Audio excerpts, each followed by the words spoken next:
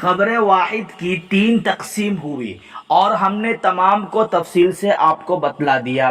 پھر تیسری تقسیم قوت و ضعف کے اعتبار سے ہے، اس کی دو قسمیں تھی، مقبول اور مردود۔ مردود کے تمام اقسام کو ہم سمجھ چکے۔ اب جو مجھے ایک بات بتلانی ہے وہ خبر واحد سے متعلق ہے، وہ حدیث سے شاہد اور متابع ہے کہ شاہد اور متابع کسے کہتے ہیں۔